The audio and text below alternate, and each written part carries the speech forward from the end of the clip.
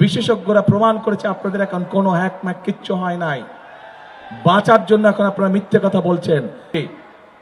যে বিগত স্বৈরাচারের সময় যেভাবে এই দেশের মানুষের ভোটের অধিকারকে কেড়ে নেওয়া হয়েছিল, যেভাবে আমিডামি নির্বাচন করা হয়েছিল, যেভাবে নিশিরাতে নির্বাচন করা হয়েছিল, ওই যেই দলটির কথা বললাম, যারা নিজের দেশের সন্তানদেরকে, নিজের দেশের নারীদেরকে ঘরে আটকে রাখতে চায়, এরা এখন ষড়যন্ত্র শুরু করেছে কিভাবে নির্বাচনকে বাধাগ্রস্ত করা যায়।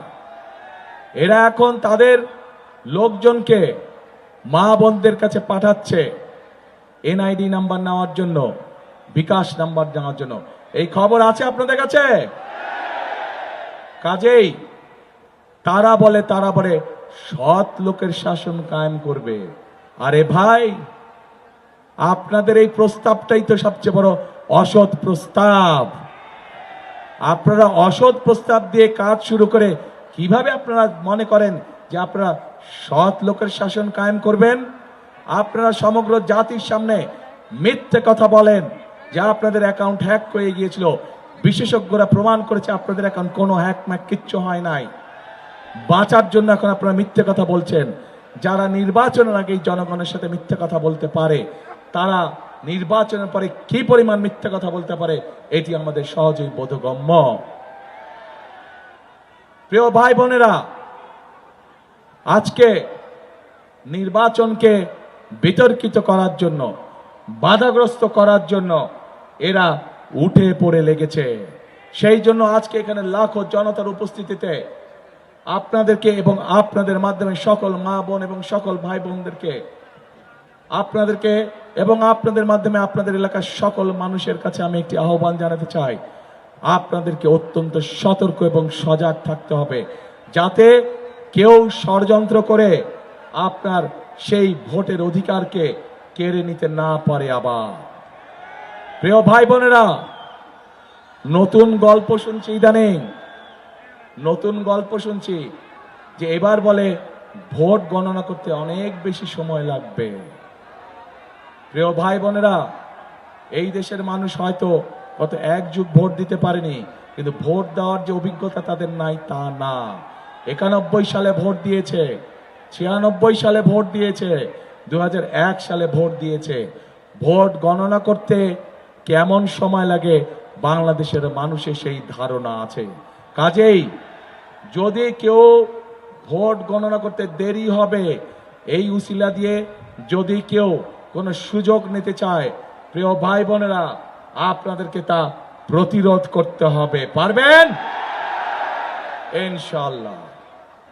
প্রিয় ভাই বোনেরা, আমি আগেই বলেছি, আমরা রাজনীতি করি, বিএনপি রাজনীতি করে এই দেশের মাটির জন্য, এই দেশের মানুষের জন্য, এবং সেই জন্যই বিএনপি বাংলাদেশের মানুষের সমর্থনে আল্লাহর রহমতে যতবার সরকার গঠন করেছে, প্রত্যেক সময় বিএনপি চেষ্টা করেছে এমন কাজ করতে যেই কাজগুলোর মাধ্যমে এই এলাকার মানুষের উন্নয়ন হয়। স্কুল কলেজ তৈরি করা, রাস্তাঘাট তৈরি করা সহ কর্মসংস্থানের ব্যবস্থা করা। কিন্তু আমরা বিগত 15 বছর দেখেছি, বিগত 15 বছর আমরা দেখেছি কিভাবে দেশের মানুষকে তার এলাকার উন্নয়ন থেকে বঞ্চিত করা হয়েছে। প্রিয় ভাই বোনেরা, আজকে এই বৃহৎ অঞ্চল, এখানকার কৃষক ভাইদের জন্য সবচেয়ে বড় অন্যতম একটি সমস্যা হচ্ছে বিভিন্ন খাল ছিল, বিভিন্ন বিল ছিল, যেগুলা বন্ধ হয়ে গিয়েছে। প্রিয় ভাই বোনেরা, আপনাদের নিশ্চয়ই মনে আছে একটি খাল প্রকল্পের কথা, উলসি খাল, মনে আছে? চিনেন? শহীদ রাষ্ট্রপতি জিয়াউর রহমানের সেই গেঞ্জি পরা ছবি নিশ্চয়ই এখনো অনেকের চোখের সামনে ভাসে। সেদিন উলসি খাল প্রকল্পের মাধ্যমে, উলসি খাল খনন করার মাধ্যমে শুধু উলসি খাল নয়, সারা বাংলাদেশে শহীদ রাষ্ট্রপতি জিয়াউর রহমান এরকম হাজার হাজার খাল খনন করেছিলেন, যার সুবিধা এই দেশের কৃষক ভাইরা পেয়েছে। এবং শুধু কৃষক ভাইরাই নয়, তার ফলে কৃষক ভাইদের ফসলের উৎপাদন দ্বিগুণ হওয়ার ফলে তার সুবিধা দেশের সাধারণ মানুষে পেয়েছে। প্রিয় ভাই বোনেরা, আমরা ইনশাআল্লাহ 12 তারিখে আপনাদের ভোটে নির্বাচিত হলে আমরা সরকার গঠন করার সাথে সাথে আমরা উলসি খাল সহ সারা বাংলাদেশে খাল খনন শুরু করতে চাই। আপনারা কি আছেন আমাদের সাথে খাল খননে? কারা কারা যাবেন আমাদের সাথে খাল খননে? ইনশাআল্লাহ আপনাদের সাথে খাল খননে আবার দেখা হবে। প্রিয় ভাই বোনেরা, এই এলাকায় শহীদ রাষ্ট্রপতি জিয়াউর রহমান আরেকটি প্রকল্প গ্রহণ করেছিলেন, জিকে প্রকল্প, জিকে প্রজেক্ট প্রকল্প। বিভিন্ন কারণে সেটি পরবর্তীতে বন্ধ হয়ে গিয়েছে। আমরা চাই ইনশাআল্লাহ আপনাদের সমর্থনে সরকার গঠন করলে সেই প্রকল্প আবার আমরা চালু করতে চাই। প্রিয় ভাই বোনেরা, একই সাথে আমরা সারা বাংলাদেশে মা বোনদের হাতে, গৃহিণীদের হাতে যেমন ফ্যামিলি কার্ড তুলে দিতে চাই, ঠিক একইভাবে আমরা সারা বাংলাদেশের সকল কৃষক ভাইয়ের হাতে কৃষি কার্ডও তুলে দিতে চাই।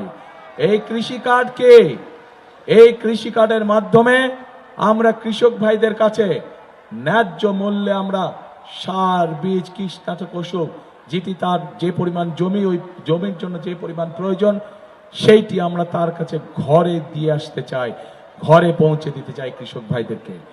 এবং এই কৃষি কার্ডের মাধ্যমে শুধু যে এটাই পাবে তা না, কৃষি ঋণ থেকে অন্যান্য সকল কিছু অনেক সহজ হবে। প্রিয় ভাই বোনেরা, শুধু কৃষক কার্ডই নয়, আমরা সিদ্ধান্ত গ্রহণ করেছি যে ইনশাআল্লাহ আপনাদের ভোটে বিএনপি সরকার গঠন করলে পরে এই মুহূর্তে যে সকল কৃষক ভাইদের 10,000 টাকা পর্যন্ত কৃষি ঋণ আছে, সেই কৃষি ঋণ আমরা সুদ সহ মওকুফ করব ইনশাআল্লাহ। কারণ বিএনপি নির্বাচিত এই সরকার গঠন করলে সেটি হবে জনগণের সরকার, সেটি হবে এই দেশের মানুষের সরকার, এবং এই দেশের মানুষের সরকার হবে বলেই আমরা সেই সকল কাজ করতে চাই যে সকল কাজ করার ফলে দেশের সাধারণ মানুষের ভাগ্যের পরিবর্তন হবে। প্রিয় ভাই বোনেরা, যশোর সহ, ঝিনাইদহ সহ, মাগুরা, মেহেরপুর, চুয়াডাঙ্গার একটি বড় সমস্যা আছে। আমাদের তরুণ সমাজের সদস্য, যুব সমাজের সদস্য, অনেক সদস্য আছে শিক্ষিত, কিন্তু তাদের কর্মের সংস্থান নেই।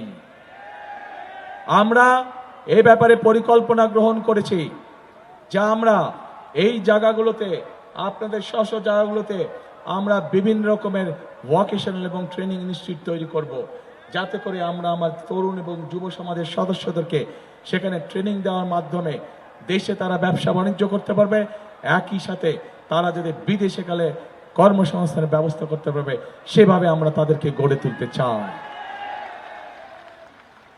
প্রিয় ভাই বোনেরা, আমরা নারী মা বোনদের জন্য কি করব তাদের কথা আপনাদের সামনে তুলে ধরেছি। আমরা কৃষক ভাইদের জন্য কি করব তাদের কথা আপনাদের সামনে তুলে ধরেছি। আমরা আমাদের যুব সমাজের বা তরুণ সমাজের সদস্যদের কিভাবে কর্মসংস্থানের ব্যবস্থা করব, আইটি পার্ক নির্মাণ সহ, আইটিতে ট্রেনিং বৃদ্ধি করা সহ বিভিন্ন ভোকেশনাল ইনস্টিটিউট স্থাপন করার মাধ্যমে সেটি আপনাদের সামনে তুলে ধরেছি।